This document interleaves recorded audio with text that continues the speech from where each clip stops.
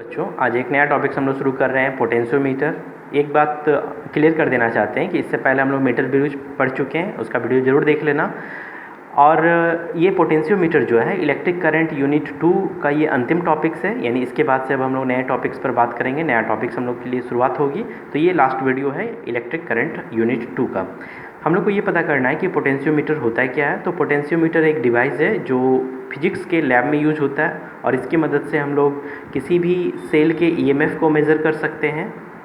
उसके बाद internal resistance of cell निकाल सकते हैं, साथ ही साथ compare of EMF of two cells भी हम लोग इसमें पता कर सकते हैं, यानी दो सेल के ईएमएफ को तुलना कर सकते हैं, सेल के इंटरनल रेसिस्टेंस को निकाल सकते हैं और किसी भी सेल के ईएमएफ को हम लोग निकाल सकते हैं। तो ये हम लोगों के बेसिकली टॉपिक्स है जिसको आज समझेंगे। देखो, थोड़ा सा पहले इसके स्ट्रक्चर पे बात कर लेते हैं। एक्चुअली होता है क्या है कि जो पोटेंशियोमीटर होता है वो 7 या 8 मीटर लॉन्ग एक वायर होते हैं, ठीक है। इसमें अमूमन हम लोग जो वायर यूज करते हैं वो कॉन्स्टेनियन वायर होता है या मैग्नेनियन की वायर होती है, जिसकी ज़रूरत हमको यहाँ पड़ता है। उसके लिए हम लोग क्या करते हैं, एक प्लाईवुड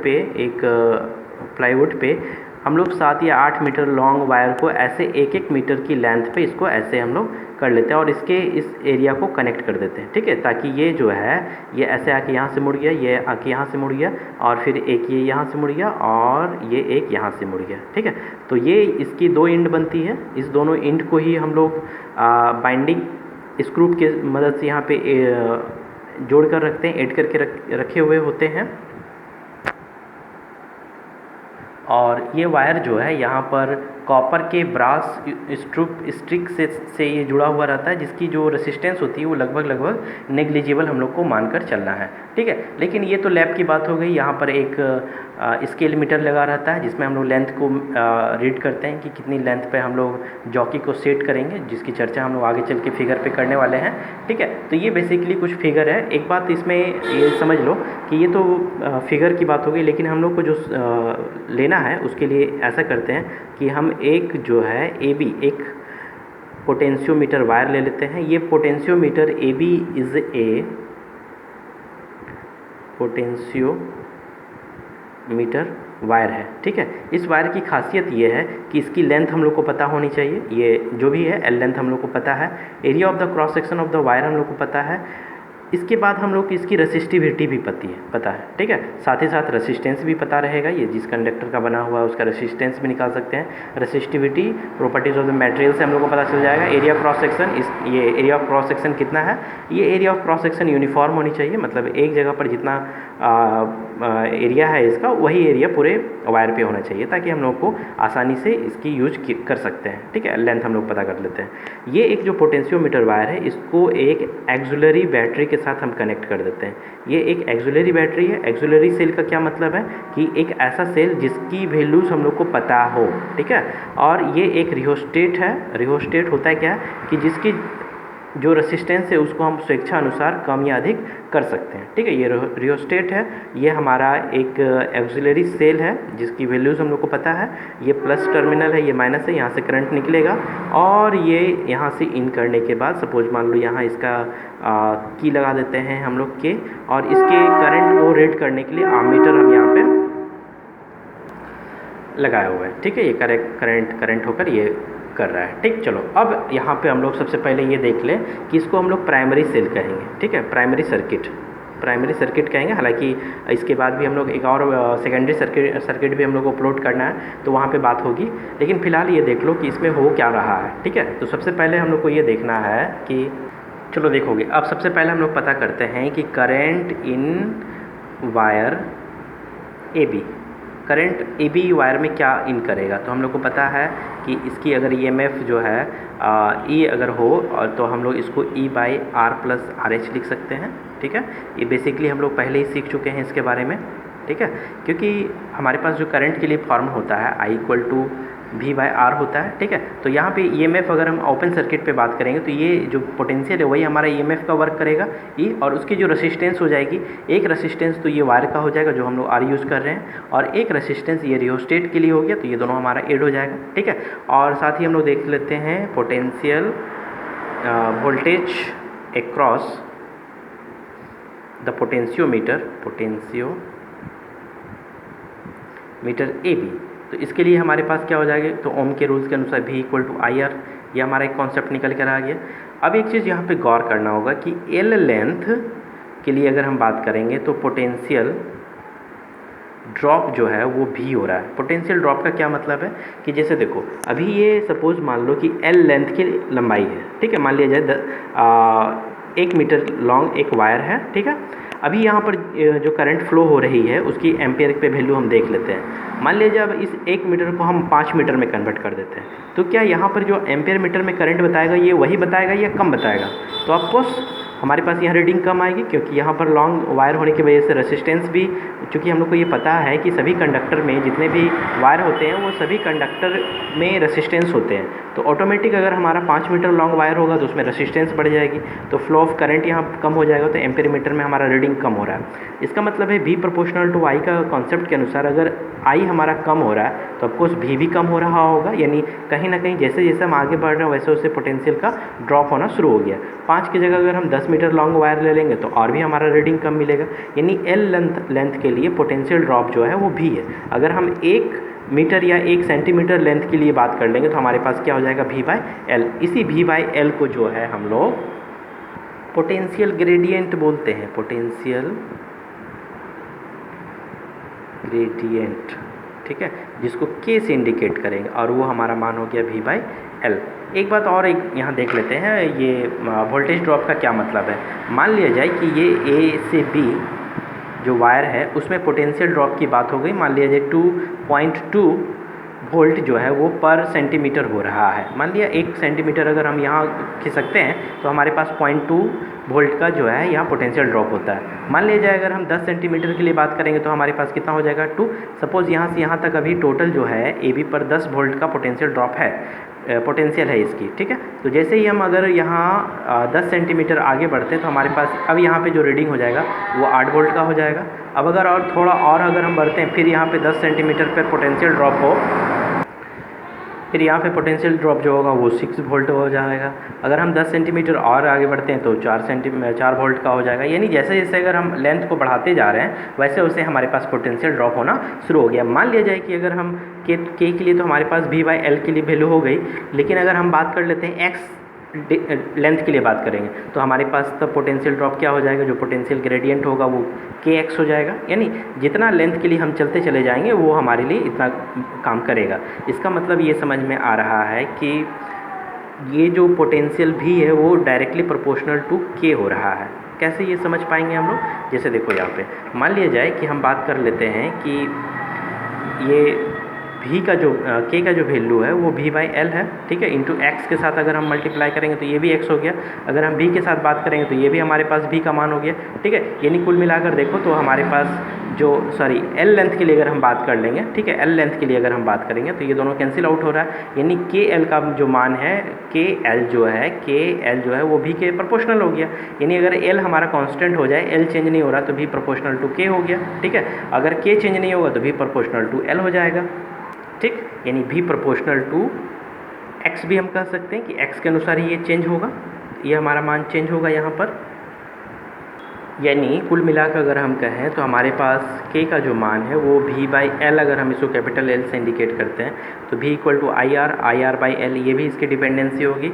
साथ ही साथ हम लोग जानते हैं कि R की जो डिपेंडेंसी होती है रो L/A इंटू L, अगर ये दोनों इक्वल हो जाए तो हमारे पास जो डिपेंडेंसी है वो उसका रो L/A पर भी होगा, IR/L होगा, और VL तो ऑलरेडी हम लोग देख रहे हैं। यानी इस पोटेंशियल ग्रेडियंट की डिपेंडेंसी अलग अलग पर होगी, यानी प्रॉपर्टीज़ ऑफ द मटेरियल पर होगा, area cross section of the wire पर भी होगा, रेसिस्टेंस ऑफ द मटेरियल या वायर भी पे भी होगी, उसकी लेंथ के साथ भी हम देख सकते हैं कि हमारा जो पोटेंशियल ग्रेडियंट है वो चेंज हो रहा है।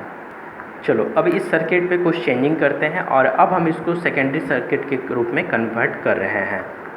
चलो देखोगे ये हमारा प्राइमरी सर्किट का फिगर हो गया, ठीक है, ये प्राइमरी सर्किट है हमारा। लेकिन इसको सेकेंडरी सर्किट में कन्वर्ट करने के लिए हम एक यहाँ पर सेल ऐड करेंगे, ये हमारा सेल है, ठीक है। इसके साथ एक गैल्वेनोमीटर जोड़ रहे हैं और इसके साथ हम एक जॉकी को सेट कर रहे हैं। ये जॉकी की मदद से हम इसको स्लाइड करेंगे, ठीक है, इसको जैसे इंडिकेट कर रहे हैं। एक बात ध्यान रखना है कि अगर इस बैटरी का ये प्लस टर्मिनल इधर से कनेक्ट हो रहा है तो हमारा ये भी जो पोर्शन है वो भी यहाँ से प्लस के फॉर्म में ही कन्वर्ट होना चाहिए, ठीक है। अब हम लोग देख लेते हैं कि सपोज़ मान लो ऐसा हो कि हम लोग को पता है कि जहाँ पे लेंथ के साथ जो है वो पोटेंशियल ग्रेडियंट रिलेट करता है, यानी नेट ईएमएफ का अगर हम बात करेंगे, अगर इस सर्किट पे बात करें तो यहाँ पे जो पोटेंशियल ड्रॉप होगा वो हमारे पास V/L के फॉर्म में होगा, ठीक है, V/L के फॉर्म में होगा। तो अगर यहाँ से इस लेंथ को अगर हम स्मॉल x के फॉर्म में इंडिकेट करते हैं कि ठीक है, यहाँ पर अगर ड्रॉप जो है वो x के फॉर्म में हो रहा है तो नेट ईएमएफ जो हो जाएगा E-kx के फॉर्म में होगा, अगर हमारा ये ईएमएफ ऑफ द सेल है ये ई के फॉर्म में, ठीक है। एक ऐसी सिचुएशन जब हम इसको आगे पीछे करके देखते हैं कि हमारे पास जब गैल्वेनोमीटर पे रीडिंग 0 आए, यानी नल डिफ्लेक्शन को अगर ये इंडिकेट करता है, तो वैसे स्थिति में इसकी जो वैल्यू होगी वो हमारे लिए जो होगा उसको kx के फॉर्म में चेंज करेंगे। जैसे देखो यहाँ पे मान लिया जाए कि शुरुआत में ऐसा करें कि हम इस g को ऐसे कनेक्ट करके रखे हुए हैं, मतलब अभी जॉकी जो है हमारा स्लाइड करके यहाँ पे आ गया, तो वैसे स्थिति में हमारे पास क्या हो जाएगा, x इक्वल टू हमारे पास क्या हो जाएगा 0। तो वैसे में हमारे पास नेट ईएमएफ क्या हो जाएगा, ई ही होगा, ऑफकोर्स इसमें कोई चेंजिंग नहीं होगी, यानी ये एक तरह से ओपन सर्किट की जैसा रिएक्ट करेगा, जिसमें वही ईएमएफ होगी जो इसकी ओपन सर्किट के साथ है, यानी हमारे पास सर्किट ऑन होते हुए भी, हालांकि अभी इसके साथ कनेक्ट किए तो ये करंट यहाँ से मूव करके यहाँ आ रहा है, लेकिन फिर भी इसकी जो ईएमएफ है ये वही रह रही है, कोई चेंजिंग नहीं हो रही है। लेकिन जैसे जैसे हम x को चेंज कर रहे हैं, जैसे जैसे x हमारा इंक्रीज हो रहा है, वैसे वैसे प्रोडक्ट ऑफ kx भी हमारा इंक्रीज हो रहा है, लेकिन हमारे पास नेट ईएमएफ जो है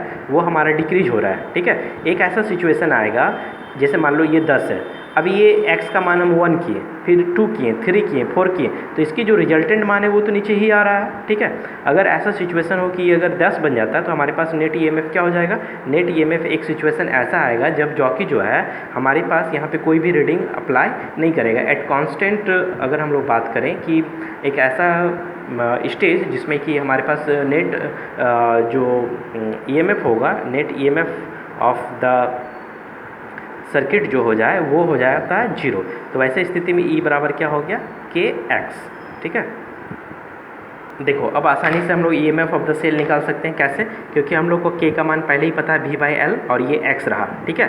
सपोज मान लो कि इस वायर की जो लेंथ है वो हम लोग पता कर चुके हैं, क्योंकि शुरुआत में ही हम बताए थे कि यहाँ पे एक स्केल लगा हुआ है जो हमको रीडिंग बताएगा कि कितनी लेंथ पे हम बात कर रहे हैं। तो शुरुआत में मान लिया जाए कि इसकी जो भी रीडिंग है ये स्मॉल l से इंडिकेट कर रहे हैं, और ये जॉकी जहाँ नन डिफ्लेक्शन को बता रहा है उस डिस्टेंस को हम x से इंडिकेट कर रहे हैं। तो ये x भी हमको पता चल जाएगा इस स्केल की मदद से कितना रीडिंग आएगा। ये L भी हम लोग को पता है, या V/L का मान ऑलरेडी हम लोग निकाले हुए थे, जिसको कि हम लोग प्राइमरी सर्किट में कह रहे थे। तो इस तरह से हम लोग ईएमएफ ऑफ द सेल यहाँ से पता कर सकते हैं। चलो अब आते हैं इसके दूसरे टॉपिक्स पे, ठीक है। वो पहला टॉपिक्स हो गया कि to find EMF of the cell, ये हमारा तीसरा टॉपिक्स है। लाइक इसमें 3 सर्किट बना, पहला प्राइमरी था, दूसरा सेकेंडरी सर्किट था, तीसरा इसमें एक ऐसा सर्किट बनाया है जिसमें 2 सेल है, E1 है और E2 है, ठीक है। ये वही प्राइमरी सेल है जिसकी चर्चा हम लोग कई बार कर चुके हैं। इसमें देखोगे तो यहाँ पे इस प्लस टर्मिनल के साथ करंट का ये वाला भी प्लस टर्मिनल, ये भी हमारा प्लस ही रहना है, ठीक है। यहाँ पे 2 की लगा हुआ है, Q1 और Q2 है, ठीक है। और ये गैल्वेनोमीटर ये वही जॉकी है जिसके आगे पीछे करके हम लोग को डिफ्लेक्शन पता करना है, लेकिन हम लोग को क्या करना है, एक एक करके ही चलना है। अगर हम पता करते हैं कि K1 जो की है वो अगर हमारा ओपन हो, ठीक है,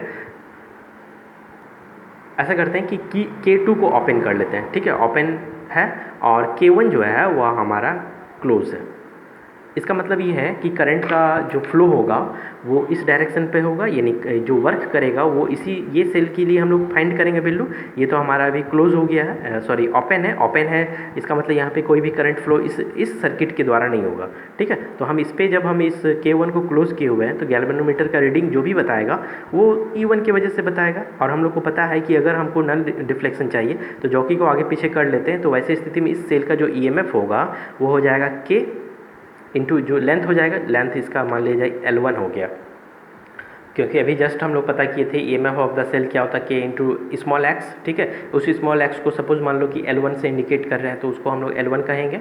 K का मान हम लोग ऑलरेडी प्राइमरी सर्किट से निकाल सकते हैं। नाउ नेक्स्ट अगर हम स्टेप करते हैं, मान लिया जाए K1 को जो है वो हम ओपन कर दें और K2 जो है वो हमारा क्लोज हो जाए, ठीक है। ऐसा सिचुएशन में ये K2 जो है ये ओपन क्लोज हो गया, यानी इसके साथ वायर यहाँ कनेक्ट होने के बाद करंट का जो फ्लो है इसी सर्किट से होगा, और अब ये K1 जो है वो काम करना बंद कर दिया, यानी ओपन हो गया। तो वैसे स्थिति में हमारे पास EMF of the cell E2 के लिए जो मान होगा वो KL2 हो जाएगा, ठीक है। अब हम लोग क्या कर रहे हैं कि E1/E2 कर लेते हैं, तो KL1/KL2। देखो कितना आसान है किसी भी दो सेल के बीच EMF को कंपेयर करना, बस उसके बीच जो नल डिफ्लेक्शन के लिए जितना हमको रीडिंग निकालना है, और ऑलरेडी हम लोग को पता है यहाँ एक स्केल लगाए हुए हैं जिसके सहारे हम यहाँ से पता कर सकते हैं कि ये कितने डिस्टेंस पे जो जॉकी को रखेंगे ताकि हमको नल डिफ्लेक्शन मिले, वो लेंथ बाई जो सेकंड वाले सेल के लिए है। बस हम लोग को ध्यान रखना है कि इसको हम क्लोज रखेंगे, ये अगर ओपन होगा तो ये हमारा सर्किट का वैल्यू निकलेगा, अगर ये क्लोज है ये ओपन है तो ये सर्किट के लिए मान निकलेगा। तो वैसे स्थिति में यहाँ पे दो सेल का EMF को हम लोग कंपेयर आसानी से कर सकते हैं। E1/E2 इक्वल टू हमारे पास क्या निकल गया, L1/L2, ठीक है। तो E1 रेशियो E2 का जो रेशियो निकल गया L1/L2। चलो ये एक हमारे पास ऑब्जेक्टिव फॉर्म भी निकल गया। चलो देखोगे ये हमारा तीसरा क्वेश्चन हो गया, internal resistance of a cell है। ये प्राइमरी सेल है जो हम लोग पहले ही देख चुके हैं, इसके साथ हम एक सेल को कनेक्ट करेंगे, ठीक है। जो सेल हमारे पास कुछ ऐसा है कि ये इसका इंटरनल रेसिस्टेंस हो गया स्मॉल r, ये हमारा सेल का EMF हो गया जिसको हम E से इंडिकेट कर रहे हैं, ठीक है। इसके जस्ट पैरेलल फॉर्म में यहीं पर हम लोग ऐसा करते हैं कि एक रेसिस्टेंस बॉक्स को कनेक्ट करते हैं। रेसिस्टेंस बॉक्स ऐसा बॉक्स है जिसकी रेसिस्टेंस हमें पता है, ठीक है। यहाँ 1 से लेकर इन्फिनिटी तक रेसिस्टेंस इसके साथ कनेक्ट है। इस दोनों को हम ऐसा करते हैं गैल्वेनोमीटर से कनेक्ट करके जॉकी से यहाँ पर अटैच कर देते हैं। सपोज ऐसा करते हैं अगर हमारे पास रेसिस्टेंस बॉक्स से रेसिस्टेंस का मान इन्फिनिटी हो तो करंट जो यहाँ से निकलेगा वो इधर मुड़ेगा ही नहीं, क्योंकि इसकी रेसिस्टेंस वैल्यू मैक्सिमम है।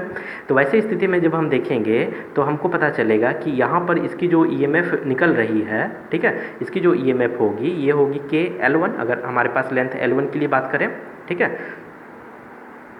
ठीक ऐसे भी हम लोग देख चुके हैं कि अगर यहाँ पर ये, हालांकि इसकी तो वैल्यू इन्फिनिटी है इसलिए करंट इसके साथ तो होगा नहीं, इसके साथ जो भी होगा इस G में नल डिफ्लेक्शन के लिए हम लोग जॉकी को आगे पीछे कर लेंगे, और इसमें नल डिफ्लेक्शन के लिए वही वैल्यूज़ होता है जो हम लोग शुरुआत में देख चुके हैं, EMF of the cell KL, ठीक है, या फिर KX के रूप में देखे थे। यहाँ पे अगर हम इसके लेंथ को L1 से इंडिकेट करते हैं तो ये हमारा L1 हो गया। ऐसे भी एक ओपन सर्किट में पोटेंशियल का वैल्यू हो या EMF का हो वो तो दोनों सेम ही होता है। तो हमारे पास नल डिफ्लेक्शन लाने का मतलब ही यही है कि हमको ये मान पहले से पता है, ठीक है, जिसके लिए V/L निकाल चुके हैं, length of the potential wire, and हम लोग पोटेंशियल भी पहले से देख चुके हैं V और L का मान। उसके साथ हम लोग देख लेते हैं कि जॉकी कहाँ पर सेट होकर नल डिफ्लेक्शन को बता रहा है। तो वैसे यहाँ पर आ गया। अगर हम ऐसा करते हैं कि रेसिस्टेंस बॉक्स से अब हम कोई मान ले लेते हैं, यहाँ पे 10, 5, 20 कुछ भी ओम का वैल्यू ले लेते हैं, यानी R को जो है वो कनेक्ट करके हम R के साथ कर लेते हैं। तो वैसे स्थिति में कुछ करंट यहाँ से क्रॉस करेगी, तब हमारे पास ये EMF के बजाय पोटेंशियल के रूप में वर्क करना शुरू कर देगा,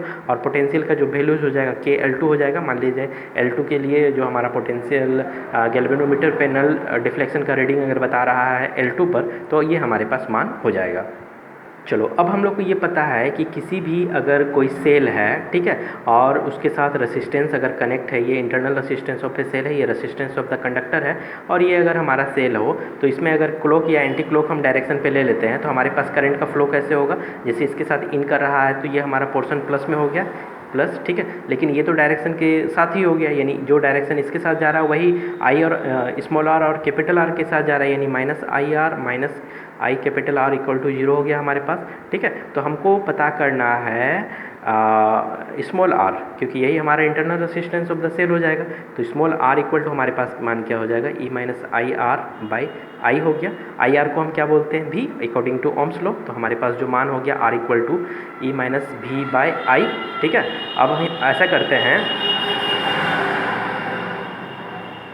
कि I को भी चेंज कर लेते हैं, I को भी चेंज करके हम लोग क्या लिख सकते हैं, V/R लिख सकते हैं ओम्स के रूल्स से। तो इसको अगर हम चेंज कर लें तो हमारे पास जो मान हो गया R इंटू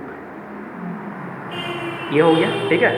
अब इसको भी अगर हम यहाँ पे कॉमन ले लें तो हमारे पास मान निकल गया R E-V-1, ठीक है। ये इंटरनल रेसिस्टेंस निकालने का एक फॉर्म हो गया।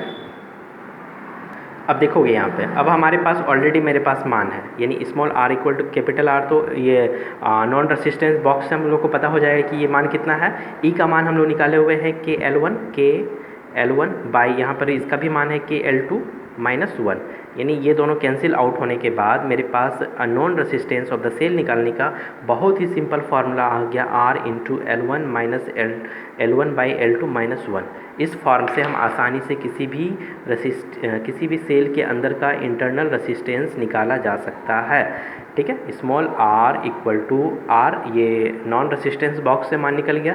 L1 जब हम लोग इसको इन्फिनिटी रखे हुए थे तो वैसी स्थिति में जॉकी का रीडिंग कहाँ पर नल डिफ्लेक्शन बता रहा था, वैसी स्थिति में L1 का मान निकल गया, ठीक है। अब हम क्या किए कि इस नॉन रेसिस्टेंस बॉक्स का कुछ मान रखे हुए थे, अब उसमें नल डिफ्लेक्शन लेने के लिए इसको आगे पीछे कहीं किए होंगे, यहाँ पे एक स्केल रीडिंग लगा हुआ ही है, वहाँ से हम L2 निकाल लिए। अब -1 ये हमारा फॉर्म बता दिया जिसकी मदद से हम लोग अननोन रेसिस्टेंस निकाल सकते हैं। यानी इस टॉपिक्स में हम लोग पोटेंशियोमीटर की मदद से EMF ऑफ द सेल निकाल लें, compare of the EMF of two cell भी किए और internal resistance of the cell भी निकाल चुके हैं। ये एक लॉन्ग क्वेश्चन के फॉर्म में पूछता है, इसका नोट सभी बच्चों को अपने से बनाना है। इसका कैलकुलेशन पोर्शन और फिगर पोर्शन हम समझा चुके हैं, इसमें ज़्यादा कुछ लैंग्वेज ऐड नहीं करना, जितने लैंग्वेज को हम लोग बोल रहे थे कुछ वही सब हम लोग को इसमें सिर्फ दिखाना है, ठीक है।